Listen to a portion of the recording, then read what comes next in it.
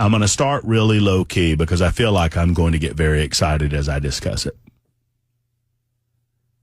Folks, regardless of what the mainstream media tries to force feed you, there is a remaining panic within socialist / statist / leftist / Democrat circles. You can use any of those words interchangeably, and they suffice. It was not 4 months ago that the Washington Post wrote about the need to replace Kamala Harris. The Washington Post, democracy dies in darkness. They did this because, well, honesty compelled them to note that Kamala Harris was such an ineffective vice president in every political way that it becomes impossible to attempt to overlook Joe Biden and move on to the next best thing if you hate Donald Trump so much that victory is your one and only goal.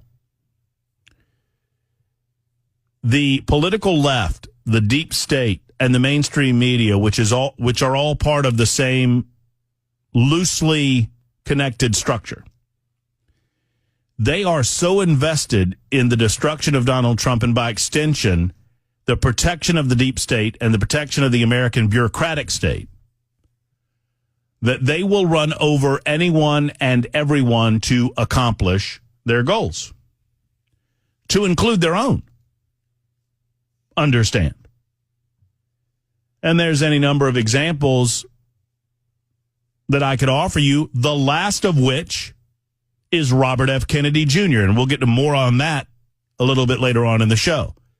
How suddenly Robert F. Kennedy Jr. is mentally insane. Suddenly, he's all of these things. He's never really been that much of a Democrat to begin with. It's not like the guy has any name ID. All of these were lines of thought and narratives that were being created over the weekend because Robert F. Kennedy Jr. had the audacity, had the unmitigated gall, had the insanity to announce his support of Donald Trump Friday. So understand that all of this emanates from a structured design to move us toward a more centrally controlled government and a more centrally controlled people.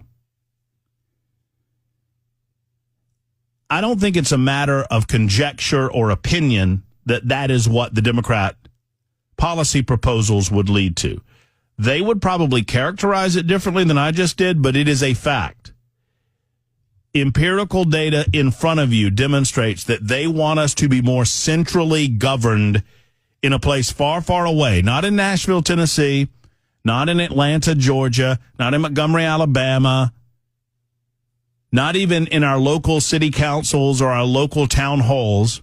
They want your life to be controlled in Washington, D.C. by bureaucrats that you never see. And ultimately by bureaucrats that you never vote for. Donald Trump, in a very bombastic, brash, and forward-facing way, is an extreme threat to all of that. And as an extreme threat, he must be destroyed. And you will do anything and everything to destroy him, to include characterizing him as a dictator, a tyrant, a Hitler, to include demanding that we believe that he's an authoritarian that will never give up power despite the fact that he already has once. After, my opinion, an election was taken from him. And so you're going to do anything and everything in your power to accomplish that goal. But you have to do so within reason, understanding that you can lose a battle, and you can lose even a war. You can lose a battle or a series of battles, and you can even lose what we would classify as the current war, if the war is, the war for the election of 2024. But they are also trying to play the long game. But they understand that they can take a step too far. One of the reasons that I tell you that one thing you can guarantee about liberals is that they think you're dumb and they always overplay their hand. And they understand that they always overplay their hand. So they constantly try to fight against that. And so 4 months ago, the Washington Post and other leftist media outlets and other consultants and whatnot within the deep state liberal circles were suggesting that there was no way to overlook Joe Biden or move beyond Joe Biden because Kamala Harris prevented you from doing so. She was that bad of a candidate. And then June 27th happened. It was by design that it happened. I called it the Biden replacement theory, that they ran on the premise that they needed to find out early enough if Joe Biden was going to be able to make it across the finish line. I mean, their mission and their itinerary is in plain sight. We see how they check off the boxes. We need to make sure if Joe can do this or not because we have to deal with Kamala. Now, they would have loved it had they solved their Kamala problem before Joe flamed out, but they were unable to do it. So they have to play the hand of their dealt.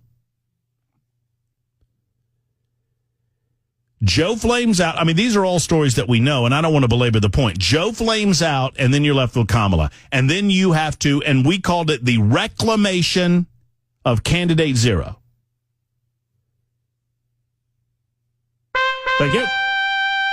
So we start from there. You begin to reclaim her, and you fake enthusiasm to the point that you believe that it will build to a crescendo, and it will culminate in ultimately real enthusiasm by the end of the convention. Do you believe real enthusiasm has occurred on the part of the Democrats? I don't see it. Am I missing it? Because I don't see it. Is it more than Biden? Of course it is. Biden's half dead. But it's not real.